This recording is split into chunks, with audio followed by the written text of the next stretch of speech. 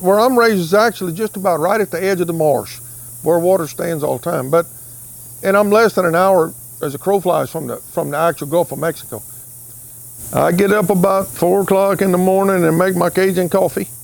It's got to be strong, and I drink it black just like my daddy before me and my grandfather before him did.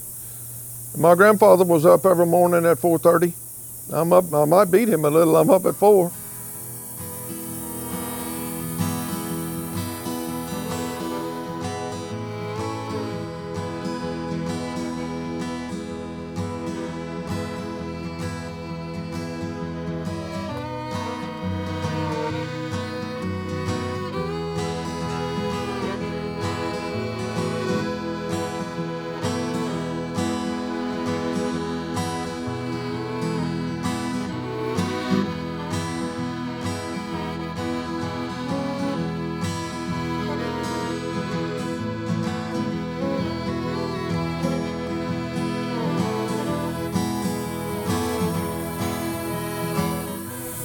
My name's Rod Ardoin Jr.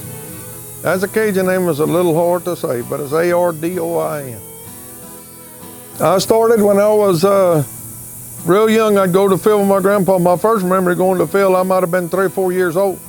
And they put me in the wagon and picked corn and threw it on the wagon. I remember them covering me with corn on the wagon. I just loved it. It's been in my DNA, I guess you could say. Well, one of the things is, I'm from South Louisiana, and I was raised in the outdoors, and I'm a naturalist by nature. I started hunting and fishing with my grandfather, my daddy, real young. We was out in the open air, out in the fields, out in the marshes, and we loved the wildlife. And it just all ties to farming too. People don't see the connection sometimes, but organic agriculture ties to nature, because we don't want to destroy the habitat for the wildlife. We love the world in its natural state, love the geese, the ducks, the deer. I mean, we just love it, and so we don't want to do anything to destroy that habitat.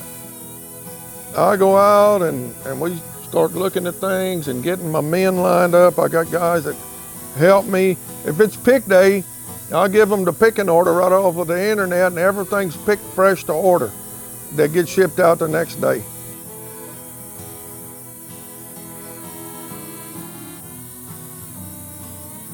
But we out early, and we eat a big farmer's lunch here at 12 o'clock. I eat with my family, and then I guess I hate to admit this to y'all, but I take me a siesta.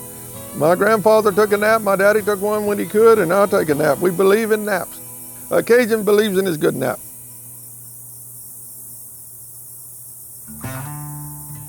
Well, we raise tomatoes like you see here, which is hard to grow. It's not too easy to raise tomatoes in Oklahoma. Cherry tomatoes, big tomatoes. We raise okra, all of the leafy greens. We raise lettuces of all kinds. We raise oriental mustards.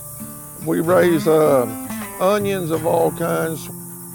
Our main specialty with onions are sweet onions. We got the Louisiana green onion that we sort of famous for because it's the kind of onions we ate down in Louisiana with our gumbo potato salad. We raise sweet potatoes, of course, and about 3 different varieties of sweet potatoes. We have had more.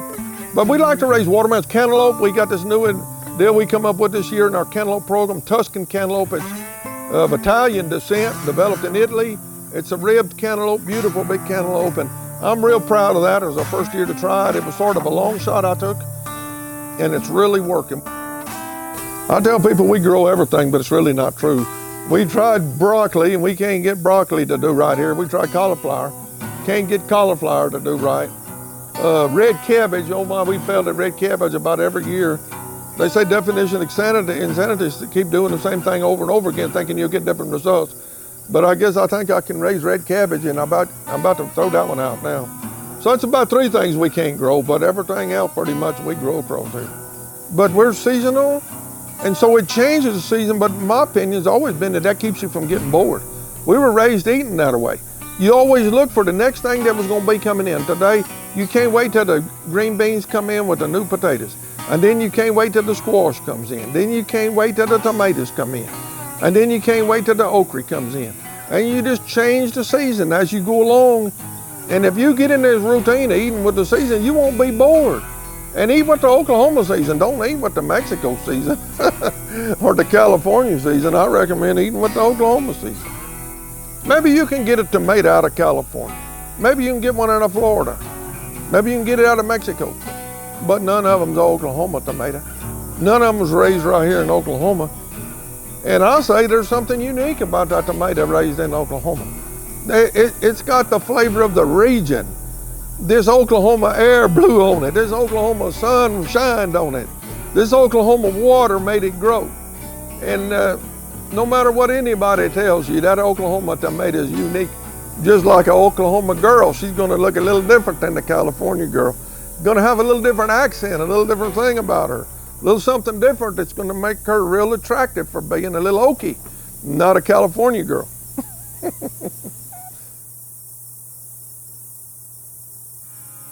Well, I'll tell you, the producer only is so important. You work so hard to bring that to us here in Oklahoma. The producer only assures the customer that that person they're talking to really did raise it. And it's a whole different world. When I know, one of the reasons I got into this like this, when we were selling in Texas before we come up here to Oklahoma, we were in Austin and the customers would come ask us, how did we raise it? And they wanted to know, and buddy, they'll put you on a hot seat right there. That's like being under interrogation. And so you had to be able to tell them something. Now, what are you going to do, lie to that customer? No, you got to be able to tell the truth. And so that's one reason I wanted to be certified organic, so it could be verified what we saying. And so I can look that customer in the eye right down there at Scissortail, and I can tell them this is certified organic and I raised it. And I'm going to tell you folks, there's a pride in raising it yourself. You know, I believe that I have a moral responsibility to people, the people that inhabit this planet. And I don't want to sell them something that's going to be harmful to their health. You know, really, there's been stuff wrote about food being medicine. Well, if you put dangerous chemicals on it and you don't know if the residues are there or not and feed it to people, you're not showing too much concern for your fellow man on this planet that inhabits it with you. There's so many people out there saying they're chemical free, they just like organics, and well, I don't know if they really are, because we had to wait till the 3rd year to be able to get certified organic, that there was no chemical used on this farm.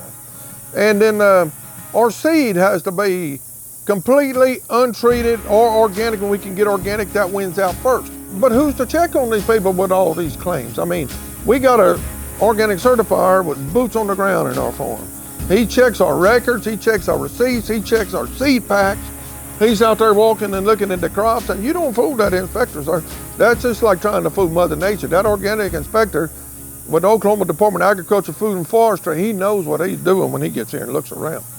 So I better be telling the truth. There's people depending, their diets are special. We have so many people today got a special diet.